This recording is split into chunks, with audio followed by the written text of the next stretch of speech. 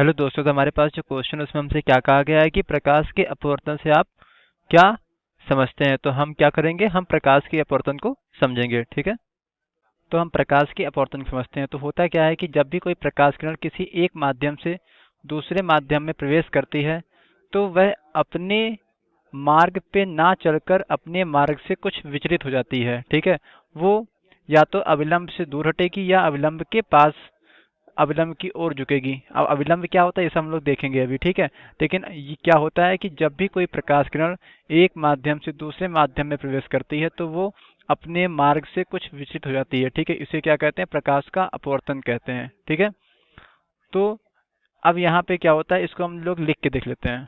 तो यहाँ पे ये चीज हमने यहाँ पे क्या किया, यहाँ पे हमने लिख के देखा क्या कि जब कोई प्रकाश किरण एक माध्यम से दूसरे माध्यम में प्रवेश करती है तो अपने मार्ग से कुछ विचलित, विचलित का मतलब क्या होता है, जो इसका मार्ग है वो उस मार्ग पे ना चलकर वो कहीं ना कहीं जो है कुछ यहाँ या वहाँ, कुछ थोड़ा इधर या उधर से होके जाएगी। ठीक है, तो इसे क्या कहते हैं, प्रकाश का अपवर्तन कहते हैं। ठीक है, तो यहाँ पे हम लोग जो है देख लेते हैं, यहाँ पे जो है ये दो फिगर हमारे पास है, इसको समझ लेते हैं। तो यहाँ पे क्या है, सबसे पहली चीज क्या है कि ये जो हमारी ये आपको दिख रहा है आती हुई, ये इसे कहते हैं क्या, आपतित किरण है। क्या है, आपतित किरण होती है ये।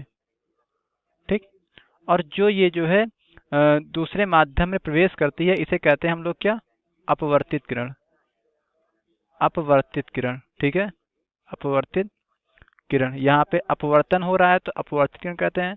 परावर्तन केस में इसी किरण को हम परावर्तित किरण कहते थे। यहाँ यानी कि जिस किरण का जो है परावर्तन हो रहा होता है, जो उसी माध्यम में वापस लौट रही होती थी, तो उसे हम वहाँ पे परावर्तित किरण कह रहे होते थे।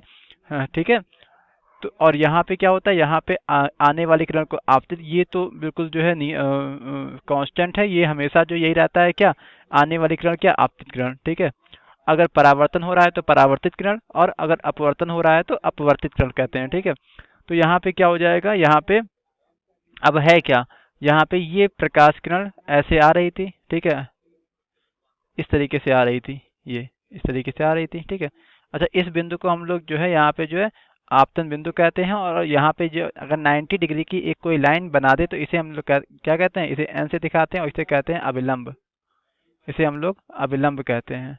ठीक, अब यहाँ पे क्या है कि इसको इसका जो नियमित मार्ग है उसे जाना चाहिए इस रास्ते से, ऐसे जाना चाहिए जो हमने डॉटेड लाइन दिखाई है, लेकिन ये यहाँ से न जाके कुछ यहाँ से जाती है। ठीक है, अच्छा, अविलंब की ओर झुकना इधर और अविलंब से दूर हटना उधर। तो यहाँ पे क्या है, यहाँ पे हमें जो दिख रहा है वो क्या है, यानी कि इस वाले केस में जो फिगर हम देख रहे हैं, इस वाले केस में क्या है कि अविलंब से दूर हटी है, यानी प्रकाश किरण अपवर्तन के पश्चात अविलंब से दूर हटी है। ठीक है, तो यहाँ पे आप याद कर लीजिए, जब भी कोई प्रकाश किरण सघन से विरल माध्यम में प्रवेश करती है तो अविलंब से दूर हटती है। ठीक है, तो यहाँ पे हम लोगों ने यही देखा क्या कि जब भी कोई प्रकाश किरण सघन से विरल विरल में जा रही होगी तो क्या होगा, अविलंब से दूर हटेगी। यहाँ पे हम लिख के बता दे रहे, ये इंपॉर्टेंट जो है रिजल्ट है। ठीक है, अविलंब से दूर हटेगी, क्या, दूर हटेगी। और अगर इसका उल्टा विरल से सघन जा रही है तो अविलंब की ओर झुकेगी, अविलंब की ओर। ठीक है, अविलंब की ओर झुकेगी।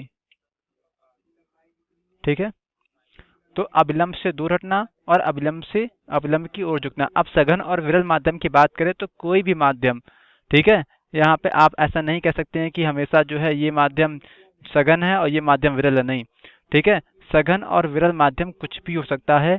यहाँ पे क्या है, यहाँ पे अगर हमारे पास ये क्या होता है कि तुलनात्मक होता है, हमारे पास दो माध्यम होंगे, दो माध्यमों में हम तुलना करेंगे कौन सा सघन है कौन सा विरल है। मान लीजिए हमारे पास क्या है, हमने अगर एग्जाम्पल लिया किसका, जल का और वायु का। जल का और वायु का। तो वायु क्या है, विरल है, जल क्या है, सघन है। क्यों? क्योंकि जल में जो कण है वो पास पास है, जल के जो पार्टिकल हैं, जो कण है वो पास पास है, वायु में क्या है, दूर दूर है। तो जल क्या है, जल हमारा सघन माध्यम है, वायु विरल माध्यम हो गया। जब हम दोनों की तुलना कर रहे हैं जल और वायु की, लेकिन यहाँ पे क्या है, यहाँ पे आप याद रखिएगा कि जल को हमने क्या कहा है, सघन कहा है, बिल्कुल सघन है। ठीक है, लेकिन अगर हम बात कर रहे हैं अब जल और कांच की, वायु को निकाल दिया हमने, जल और कांच की बात कर रहे हैं, यानी प्रकाश किरण जल से कांच में या कांच से जल में जा रही है, तो यहाँ पे क्या हो जाएगा, जल और कांच की तुलना में कांच ज्यादा सघन है, यानी कि यहाँ पे क्या हो जाएगा, जल विरल हो जाएगा। पहले वाले केस में जल सघन था, अब जल विरल हो गया। यानी कि जब भी हम तुलना तुलनात्मक बात करते हैं, इसका एग्जाम्पल लेके हम यहाँ पे समझ लेते हैं कि मान लीजिए हमारे पास 1 और 2 ये लाइनें हैं, तो यहाँ पे क्या हो जाएगा, हम ये लाइन छोटी है, ये लाइन बड़ी है, ठीक है, लेकिन यहाँ पे क्या है, छोटा और बड़ा तुलनात्मक होता है। अभी हम कोई ये लाइन खींच दें और इसको यहाँ से हटा दें, इसको यहाँ से हमने हटा दिया है, अब क्या हुई है, जो लाइन आप यहाँ बड़ी कह रहे थे वो लाइन अब यहाँ पे छोटी हो गई है इससे, ठीक है। तो वही चीज़ यहाँ पर सघन और विलन। तो अब हम बात करते हैं अपने दूसरे फिगर की। तो दूसरे फिगर में क्या हो रहा है, माने ठीक है, पहले में क्या हुआ, सघन से विरल जा रही है तो अभिलंब से दूर हट गई है, और दूसरे में क्या, विरल से सघन, तो यहाँ पे ये आपतित किरण है, ये अभिलंब की ओर झुक गई है। ठीक है, तो ये हमारा था प्रकाश का अपवर्तन।